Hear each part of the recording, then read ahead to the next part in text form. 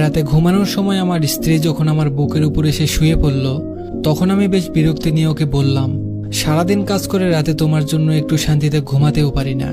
এমন ন্যাকামো না করলেও তো পারো, তোমার জন্য কোনো কাজে শান্তি নেই আমার। আমার স্ত্রী তখন বলল, তুমি তো জানো আমি তোমার বুকে মাথা না রাখা পর্যন্ত ঘুমাতে পারি না।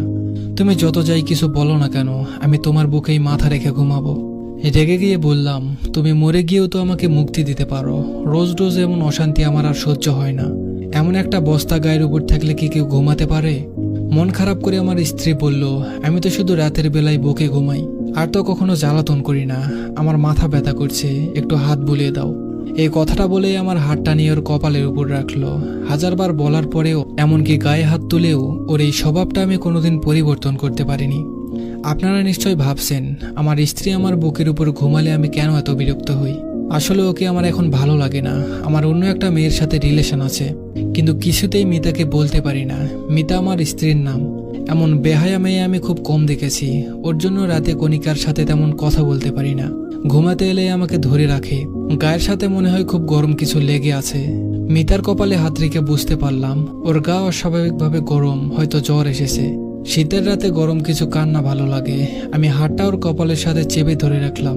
ওর কিছু কষ্ট কমবে এই জন্য নয়, বরং এত সময় কম্বলের বাইরে রাখা হাতটা নিমেষেই গরম হবে সেই আশায়। সকাল 8টায় ঘুম ভেঙে দেখলাম মিতা আমার বুকের উপর ঘুমিয়ে আছে। গায়ে হাত দিয়ে বুঝলাম গা রাত থেকেই অনেক বেশি গরম হয়ে আছে। কয়েকবার ডাক দিলাম, কিন্তু কোনো সাড়া দিল না। ওকে বুকের উপর থেকে সরাতে গিয়ে খেয়াল করলাম আমাকে বেশ শক্ত করেই ধরে আছে। তবুও ফ্রেশ হতে চলে গেলাম, কিন্তু মিতার অবস্থা ক্রমশই খারাপ হচ্ছে। তাই ওকে নিয়ে হাসপাতালে গেলাম। ডাক্তার বলল ওর অবস্থা এখন বেশিই খারাপ, এখনই আইসিইউতে ভর্তি করতে হবে। কিন্তু আমি ওর জন্য এত টাকা নষ্ট করতে পারবো না, তাই সাধারণ মহিলা ওয়ার্ডে ভর্তি করে দিয়ে চলে আসলাম। অফিসে এসে কণিকার সাথে গল্প জুড়ে দিলাম। মেয়েটা আমাকে ছাড়া কিছুই বুঝতে চায় না। কণিকা আমার অফিসের কলিগ। ওর হাসি মাখা মুখটা যে কোনো পুরুষকেই নিজের কাছে টানতে বাধ্য করবে। তাই আমিও ওর কাছে চলে এসেছি। সারাদিন বেশ ভালোই কাটলো। সন্ধ্যাবেলা বাড়ি এসে ফ্রেশ হয়ে খাবার টেবিলে গেলাম। না, আজ আর এই টেবিলে আমার পছন্দের কিছু রান্না করা নেই। মিতা রোজ সন্ধ্যা হলে আমার পছন্দের হালকা খাবার বানিয়ে দিত, তারপর নিজের হাতে খাইয়ে দিত।